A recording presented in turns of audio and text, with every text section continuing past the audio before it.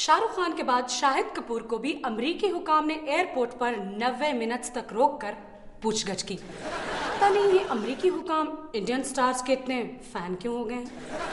तुर्की के वजीर आजम ने पार्लियामेंट से अपनी कौमी जबान में खिताब करके ये साबित कर दिया है कि कोई भी गयूर कौम अपनी कौमी ज़बान को तरजीह देती है और इस सिलसिले में किसी एहसास कमतरी का शिकार नहीं होती।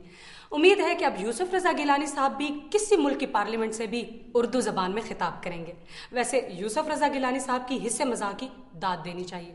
उन्होंने तुर्की के वज़ीर आज़म से मोहतरम रहमान मलिक साहब का ये कहकर तारुफ करवाया कि ये है हमारे मेहनती और मुस्तैद वज़ीर दाखिला है ना।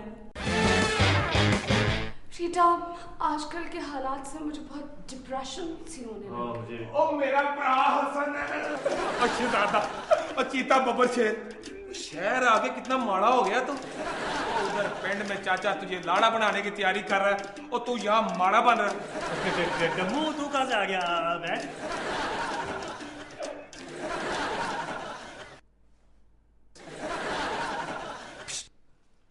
ये बीबी कौन है? शहर में चुनिया लेने का रिवाज नहीं है। अब चुनिया? मैम दुपट्टों की बात कर रहा है। ये यहाँ का पता किसने दे दिया? और 4 दिनों से तेरा पता ढूंढ रहा हूँ। तो तीसरे दिन मायूस हो गया, पिंड क्यों नहीं चला गया? पूछी यार, कितना खज्जल होके यहाँ पहुंचा हूँ। हुसैन, ये कौन है? ओए आप मुझे नहीं जानती? अब तूने बताया नहीं इन्हें? मैडम ये हमारे गांव से तशरीफ लाया है, चाचा फजलू का बेटा है ये। फजल दिन नहीं कह सकता। वैसे यार शहर में मेरे साथ हुई बहुत बुरी है। सबके साथ ही हो रही है। वो जी बाहर रिक्शे वाला किराया मांग रहे। हाँ वो जाके किराया दो उसे कहना कि बकाया पैसे रख ले, कीप द चेंज। 1775 रुपए मांग रहे हैं? हाँ जी। तो रिक्शा खरीद लाया?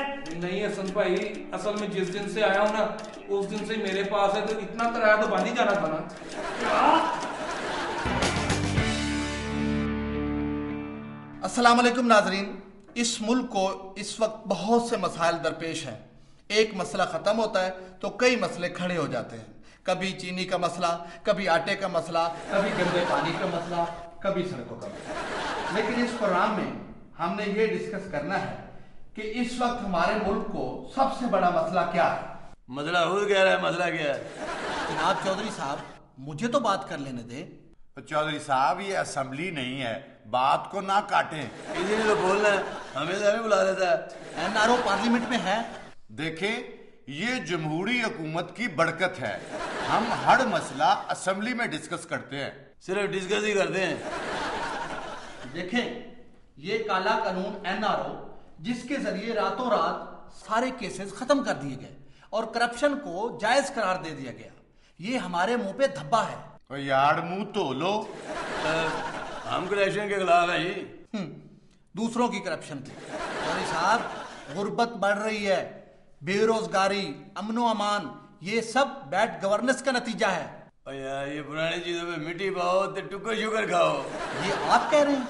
आप इन्हें पुरानी चीज समझते हैं। ये पुरानी चीज नहीं बल्कि बहुत पुरानी चीज है। देखें बदर साहब, मेरे पास एक बहुत बड़ी लिस्ट है सौदे की।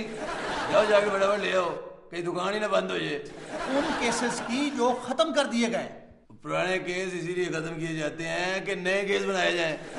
मेरा मतलब है कि ये रिवायत यानी एनआरओ की रिवायत पड़ गई तो गवर्नमेंट रज के करप्शन करेगी और फिर एनआरओ का सहारा लेकर साफ साफ बच जाया करेगी। हमारी सियासत से ये रिवायात खत्म होनी चाहिए। इस तरह से सियासत खत्म हो जाएगी, हुकूमत कौन करेगा?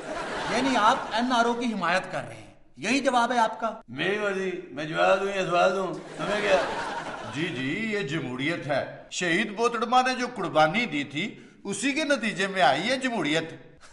और जो कुछ हो रहा है उसके नतीजे में चली भी जाएगी। जाके याद हो जाती है ना, वो क्या शेर है, वो जहाँ कहीं भी गई लौटी तो मेरे पास आई। कौन? जमहूरियत? घबराए नहीं, सब ठीक हो जाएगा। मोहतरम सदर साहब एवं इतने दौड़े नहीं कर रहे। नाजरीन, आपने हमारे मेहमानों की गुफ्तगू सुनी।